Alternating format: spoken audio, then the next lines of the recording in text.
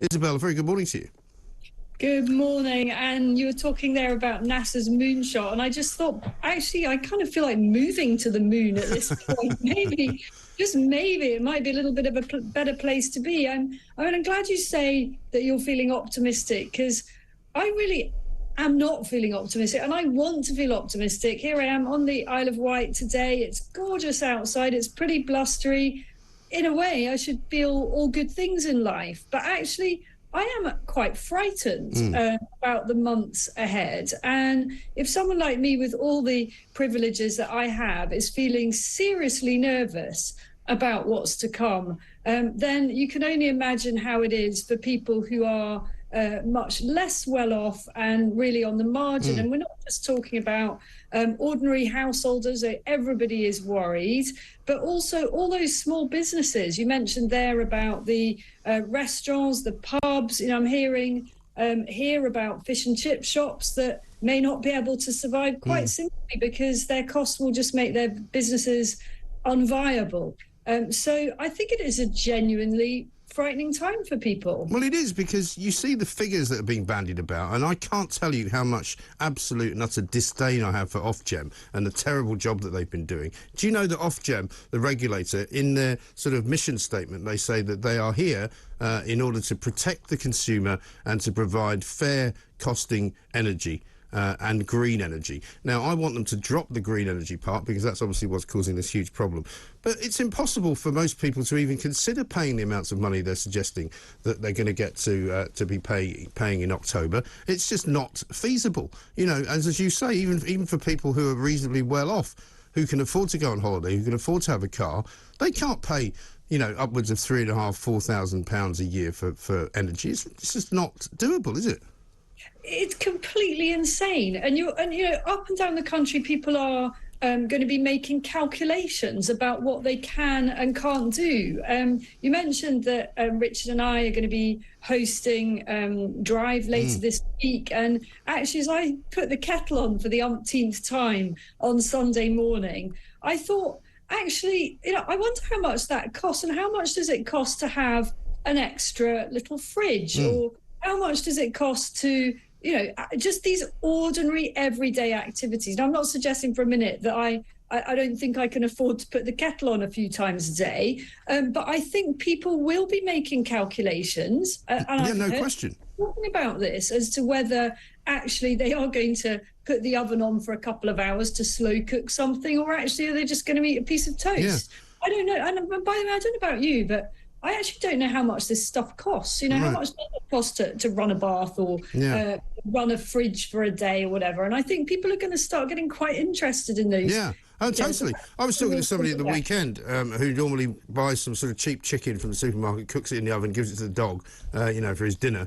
And she was saying, what I'm going to do is actually going to be cheaper. It's going to be cheaper to buy one of those cooked chickens from the supermarket for about £3 and just give him that, because it will cost more money to actually cook it than it will to buy it. Fancy dog. I mean, who does that for their dogs? I don't know.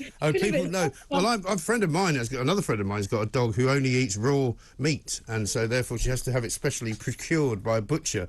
And all this horrible. Whenever he comes to visit my house, it's like got this horrible tripe and raw chicken. It's disgusting. Well, it really isn't. It's not good if you've got a hangover, I'll tell you that. I think we better stop this, because I've got a very placid Cocker Spaniel under the table here, and his ears are pricking up at the thought of raw meat. Well, let's talk about Liz Truss, because, Liz Truss is still, as far as we know, very much the likely candidate to become Prime Minister.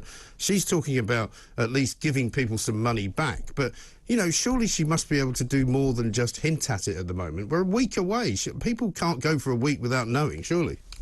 Well, I think the reality is, Mike, that actually Liz Truss's team don't yet know what they're going to do. And I kind of know that for a fact, having talked to a number of people involved in the campaign, that there are intensive discussions going on about what they do. And the debate is really actually an ideological one. And I think there's some concern amongst those who really want Liz Truss to do well, that she'll be a bit too ideological about this and won't contemplate the scale of market intervention that is required in what is effectively a sort of warlike situation. We're in an energy war, but Liz Truss is very ideological, proudly so, and does not believe fundamentally in interfering with the market. And the question is whether she can be persuaded by others on her team that under these unique circumstances, something much bigger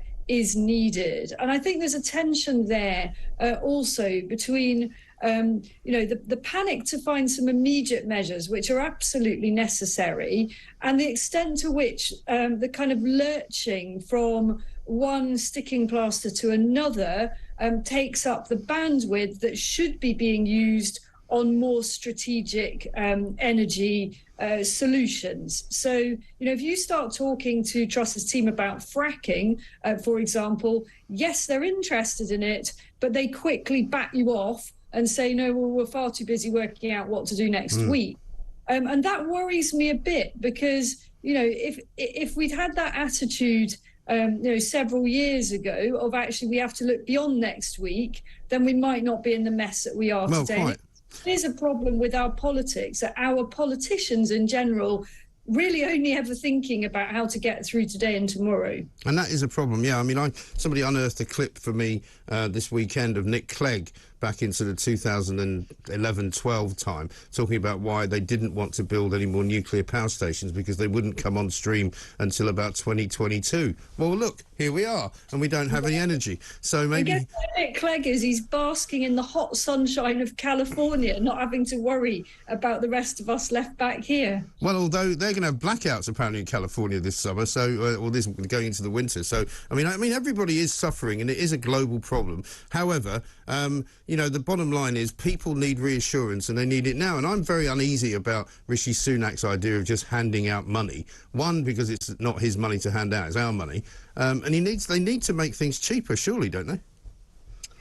Well, there's so many differing views on this. I mean, I thought the £400 thing, whatever it was when it came out earlier this year, was just an absolute drop in the ocean, when you see the sheer scale of it. So it's a sort of it's a question of whether you give people really chunky handouts, which are always very, very hard for Her Majesty's Treasury to swallow, or you keep doing little bits around the edges. You just wonder where all this goes. What happens when thousands, millions of people can't pay their bills, and all sorts of other public services are crumbling around us. In front of a lot of the papers today, the issues with the NHS, we've got trains that aren't running, and apparently we can't assure our domestic water supply, so there's a hosepipe ban. So it really feels, it's sort of, I feel like an old person saying this, the kind of, oh gosh, nothing's ever been worse. But it genuinely does feel like that, I think. And, Truss has got 2 years, only 2 years, before the Conservative Party face the electorate again. And, there is a widespread view that is all they've got, and next time they're out. And it's a really vanishingly short time. You've got to run a marathon at a sprint's pace. Yes. It's a really difficult ask. It is, and it's an extraordinary place to find ourselves, isn't it, considering, and when I say ourselves, I mean as a country, to have an 80-seat majority that's just been completely and utterly destroyed from within. It's just been wrecked from the inside. It's extraordinary, but stay with us, because the one thing that I was told this morning in a tweet that I got from somebody that works efficiently in this country is the illegal migrant business, because you can get from France to here very, very quickly, and it works terribly well. Maybe we should put those guys in charge. Got some interesting pieces of information coming in. I'm talking to Isabel Oakeshott about the cost of living and how much it actually costs to put things on in the house. Here's one from Peter who says, "Morning, Mike. According to my smart meter monitor, it cost me 5p this morning to boil just enough water in the kettle to make 2 cups of tea. I hate smart meters, but it's interesting to watch the power usage and cost each time I turn on an appliance." And Will Dunn says that from October, boiling a kettle will cost more than 10 pence a time. So I guess, wow, Isabel, there's your answer. So 10 a day, it's £1. I think I probably do it about 20 times a day with my mother, and maybe even more, because half the time you put it on, don't you? And then you go away and do something else. You come and then back. you put it back on again. I know. Yeah. No, I mean, I think it's interesting because people will be thinking this way, and out of necessity for an awful lot of people as well. And number of times you put the washing machine on, number of times you put a dishwasher on, number of times that you use any form of electric fan. I mean, my own teenagers who spend a lot of time on PlayStations and stuff, and TVs being on all the time. My daughter who was raised in America is famous for, whenever she comes to the house, there's a power surge because all the lights go on and she never switches any of them off, even when she goes out of the room. We're in so we'll all be changing our habits, won't we? Yeah, and I think it's those marginal things, isn't it? Like the dishwasher and a tumble dryer. Could you put stuff out on a washing line? Yeah. Don't put the dishwasher on when it's only half full. Stuff like that. I think people will be making those decisions. I also stocked up about 2 months ago on firewood. Yeah. Because I thought the price would rocket. And actually, at the moment, it doesn't seem to have, touch wood, but we're not in the autumn yet. And I think a lot of people aren't yet sort of getting their heads around that. But those who do have the ability to have a fire, where they've got a wood-burning stove or just an old-fashioned fireplace, I think we'll probably be using that a lot more, as well as if they're not using the heating. And people will be cooking on barbecues. It's probably cheaper now to buy charcoal than it is to actually use the oven, Oh, don't get any of the green lot started on that. But this is the thing, life is going to be difficult for an awful lot of people because apart from the extra cost, as you say, of just heating your home and getting around, everything's going to go up. I mean, we're going to talk to a restaurant owner in a little while about how much he's going to be affected by this rising price. But of course, everything is going to go up because deliveries of things are going to go up. Anybody working in a factory, anybody running a factory, it's all going only in one direction. I mean, the more I'm thinking about this and getting quite depressed, I'm wondering whether there could be some form of kind of reverse migration. I mean, maybe we could do a swap with the Albanians. I'm thinking that maybe life might actually be better in Albania. I don't know what their situation is like over there. I'm guessing they don't have a hosepipe ban. I'm guessing that they don't have a number of our other issues, and they don't have their criminals coming into their country. No, they're all leaving, so it must be quite good, actually.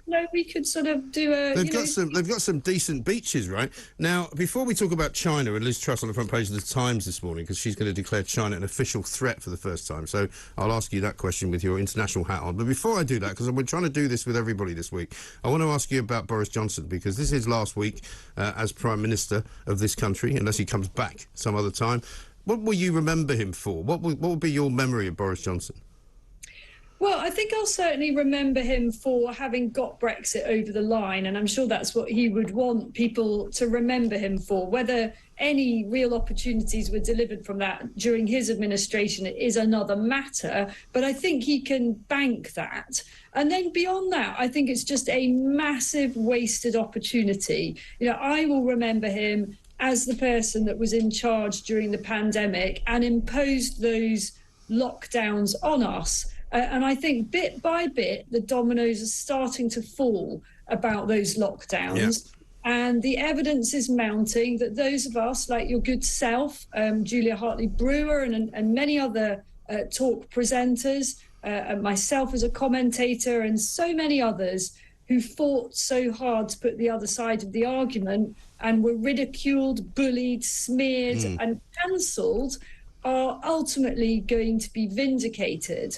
And in the end, Boris Johnson was Prime Minister over the pandemic, and he presided over those catastrophic measures. So for me, I will personally remember him for that. And it was such a shock that somebody who we'd all thought was a libertarian, and actually his instincts were libertarian, became kind of captured by all the vested interests that pushed him in that direction. Yeah, I mean, it was an extraordinary time. I mean, we talk about it a lot, even now. The things that we did, that we sort of went along with willingly because we thought it was all being done because people knew what they were doing. Turns out they didn't know anything.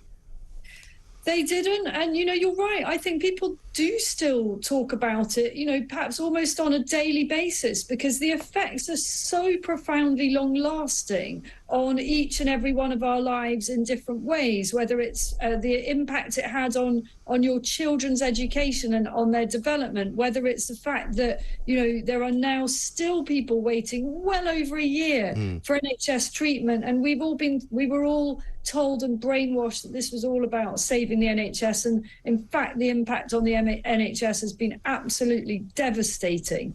So it is still such a live topic in every household, I think, and also in a sense, you sort of lost 2 years. So everything that you're doing now, you kind of think, well, this is something I wasn't able to do last year or the year before. Those ramifications are still coming through. And, this cost of living crisis is actually also a cost of the pandemic and more importantly, the lockdown crisis. So I think that there should be a day of reckoning over all those decisions.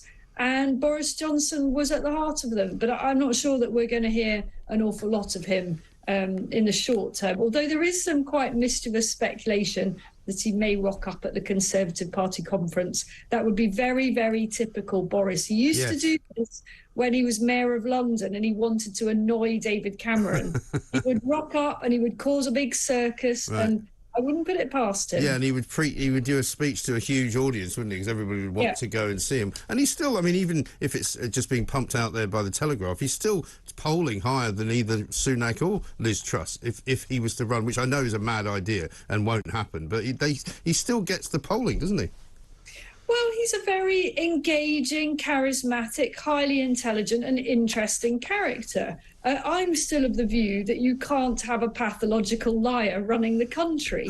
But he had many, many other qualities. And, who would you want round for dinner? Would you want Liz Truss or would you want Boris Johnson? Actually, I think I'd quite like an evening with Boris Johnson. It'd be more interesting, wouldn't it? It would. I'd be slightly worried he might nick the most expensive bottle of wine you had on his way out, though. He would, absolutely. And, probably other things besides.